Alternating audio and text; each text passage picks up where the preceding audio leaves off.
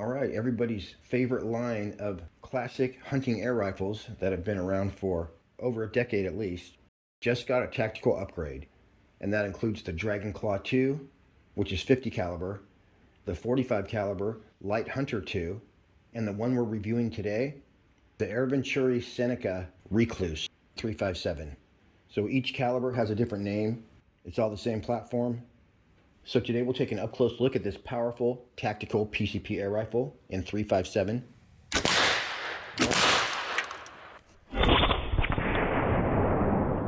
We'll show you the accuracy you can expect with different ammo.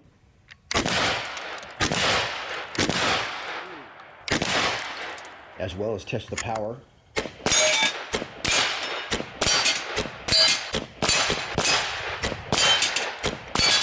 And show you the basic operation. For more information, you can check out Pyramid Air. There will be a link in the description and the pinned comment. If you use the link, it's a great way to support the channel. So I'll give you all the hardcore stats on the 357 Recluse tactical version, but let's start off with some shooting. All right, we're gonna go ahead and put this camera behind here so we can see what the 9mm does to basically a 2x4, but this is a 2x12, I believe.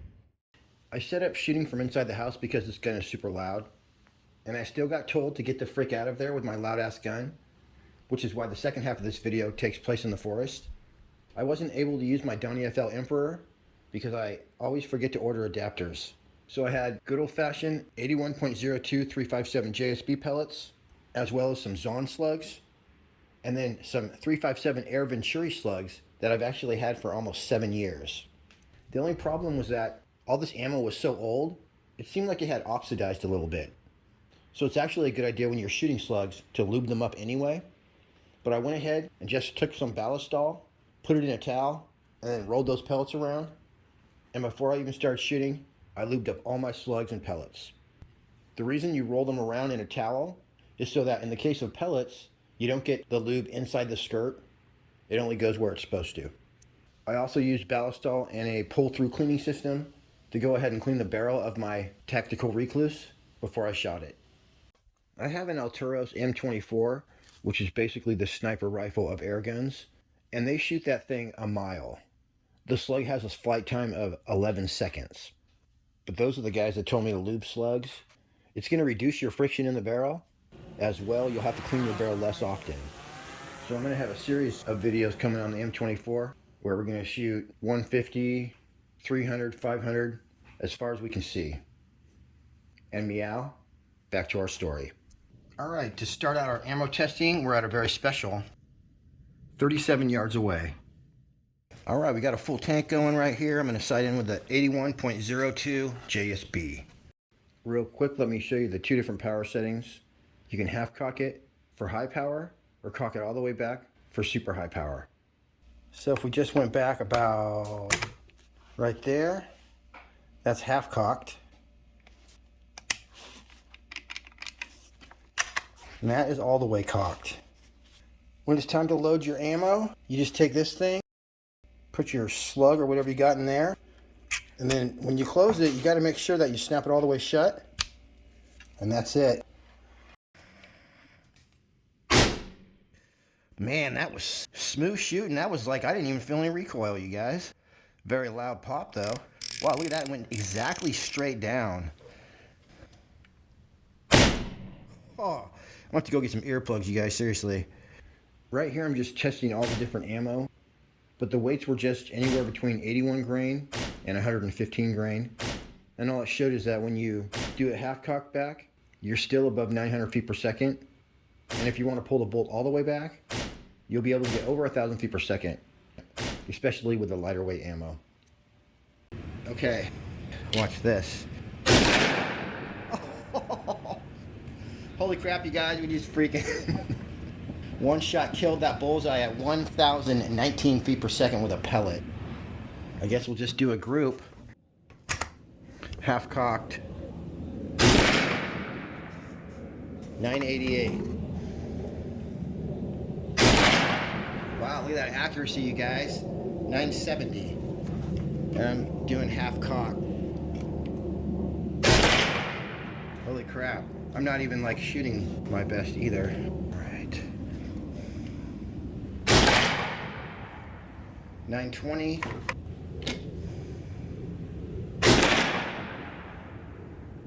I may have screwed that low one up. All right, I think that's sighted in a little better. 886, let me check my air. In your green zone, between 100 and 200 bar, you're gonna get 8 to 10 shots, and it doesn't matter if it's full cocked or half cocked, it's about the same. At the end of this video, when I annihilate the cinder block, I actually shot it all the way down to the black, and I was still hitting where I was shooting at about 35 yards away. Another trick I learned is that if you fill it up to about 220 bar, you'll get 15 shots before you hit the yellow. All right, you guys, we got a full tank. Let's do 5 shots, half cocked with the 81.02 JSB.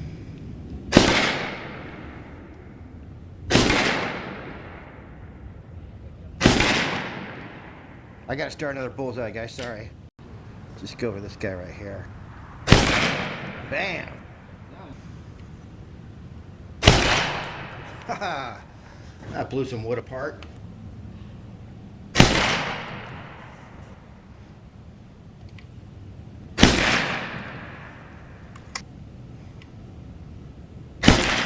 Alright, you guys. I gotta bounce real fast, but obviously that's good enough to get dinner with. Yikes. Also, you guys, I expect that the slug's probably gonna do better than that. Especially the Zon, but we'll find out shortly. And meow, here's some hardcore stats on the Seneca Recluse Tactical. This is an affordably priced PCP air rifle. The 357 that we're looking at today is going to shoot 890 feet per second straight out of the box, and that is 220 foot-pounds. So it says the new Seneca Recluse Tactical is a modernized and powered-up version of the classic 357 big bore PCP air rifle that is the Recluse. Well, it actually says right here, the original version produced 145 foot-pounds. This tactical version offers lighter weight, more adjustability, and about 75 extra foot-pounds of power. Aside from the power upgrade, they're also giving you a longer charging handle, and it's got the high or super high power, as I mentioned, but they call it high and low, which is not really accurate. You can also shoot 375 grain air bolts, which are basically arrows. Those are called Seneca air bolts at over 500 feet per second, producing energies of 210 foot-pounds. It's got a 6-position adjustable AR stock, so you can adjust the length of pull to fit any shooter. As well, I noticed it has an actual AR grip, so I'm sure you could change that out, put a fancy one on there if you wanted. This weighs 6.7 pounds. It's a single shot. This double air tank adds up to 500 cc's of air, ready to go. This is a bolt action. You have an 11mm dove's tail on top to add optics. But the cool thing is that it comes with very nice all metal front and rear sights. So your rear sight's adjustable for windage and elevation. And the front is a very easy to see and pretty heavy duty blade style front sight. Manual safety. It's got a 22-inch rifled barrel. Overall length of 43 inches. There's actually a rubber butt plate on the very end. The grip is technically ambidextrous. It's got 3,000 psi or 206 bar fill. It says it is an A2 style AR grip. The polymer forend has M-lock slots for mounting accessories. You have a built-in air pressure gauge on the bottom. The rear sight is also removable. It says this gun will shoot 890 feet per second with 126 grain slugs. So those are heavier than the ammo that I had. So the overall length is actually only 40 inches. But if you extend the 6-position stock all the way out, it's going to be 43. So it's between 40 and 43 inches in length. And the last thing is that it has a quick disconnect Foster fitting built into the gun, so there's no fill probe required. And that's about it. Now let's get back to shooting. I went ahead and drove up to the National Forest, which is just about 12 minutes from my house. And they closed all the shooting spots down except for one. So I actually had to wait in line. But I'm glad I did because I ended up shooting until dark. Had a lot of fun blasting targets with this Tactical Recluse. Alright, you guys, we are out here in the wilderness. And we got a full tank of air. These 81.02 shoot just as good as any. And the Zons actually, they shoot okay, but they shoot occasional flyers. All these air Venturi group pretty well. I'll give you guys the lowdown on slugs later on in this video. But right meow, Here's a sample of the accuracy at 50 yards with the good old 81.02 JSB pellets. 51 yards away. Nailed it. Almost. Gonna burn the first one by hitting this can right here. Oh man, blew it open big time. Shot numero dos. It's gonna run. Yeah.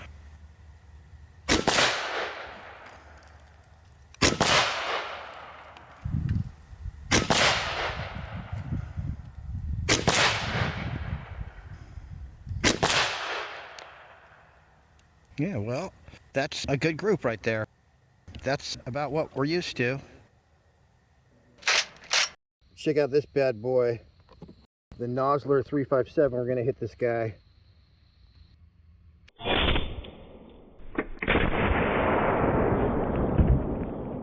right, you guys, now I'm gonna hit that top one, flip it in the air, and then it's gonna land in the big cup. Hopefully sink all the way to the bottom.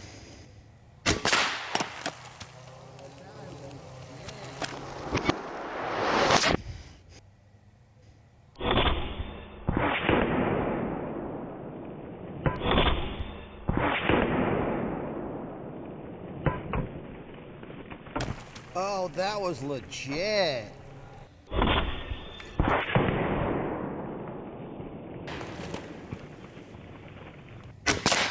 Oh, nailed it. I'm gonna have to hit him one more time though. Yeah, went right through. See if I can get him out of there without disturbing his friend. Oh, darn, I disturbed his friend. Uh-oh, which one is it? No, that one was already empty.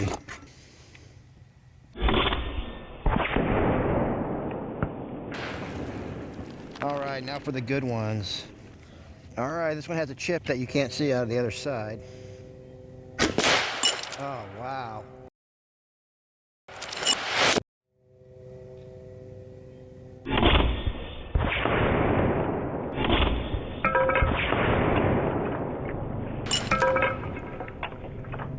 Right about that. Oh, man.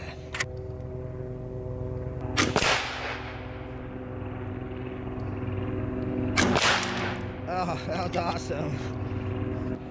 And I'm gonna aim a little high.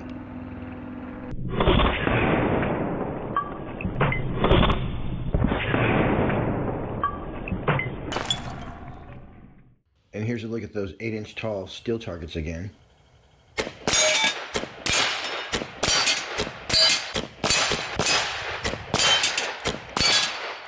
This right here is an AR-500 target called the Zipper.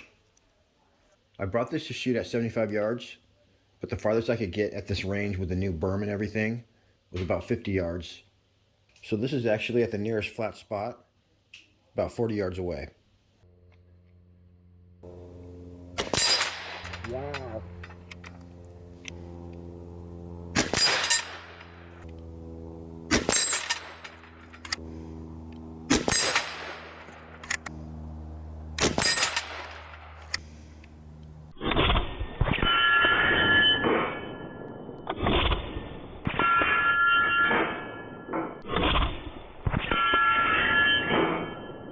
Bam.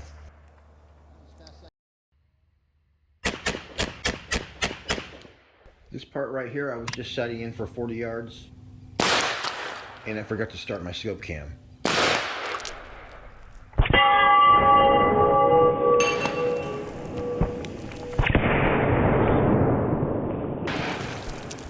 Apparently I wasn't recording. Oops. All right, here we go. And I'm doing full cock back. Oh, that's the same thing that happened last time. I got two with one shot off Sasquatch because the shrapnel is like so crazy.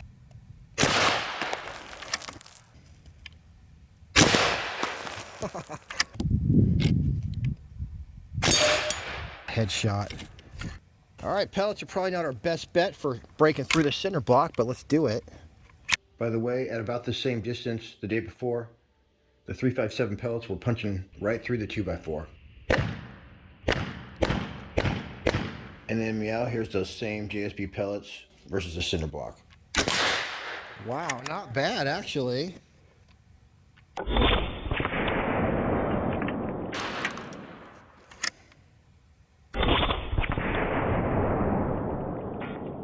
Oh, we're through in 3 shots. That's exactly what I would guess.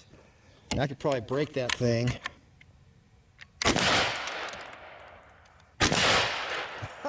Nice.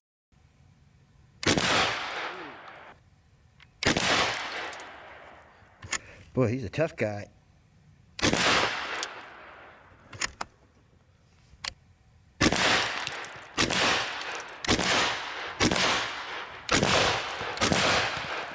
Wow, that thing is like determined not to go down.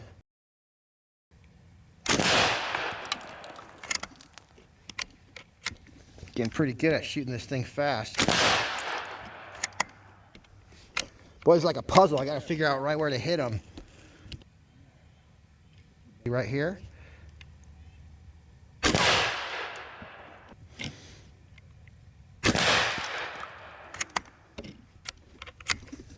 It's like a video game where you gotta kill the guy at the end, but he won't go down. Oh man. Cinder block takes a licking and keeps on ticking. There we go. Oh. I need it off the table, okay?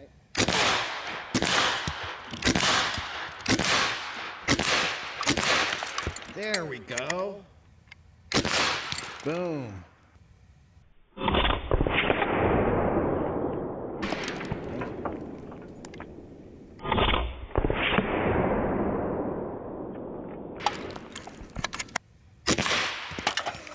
Yeah, baby.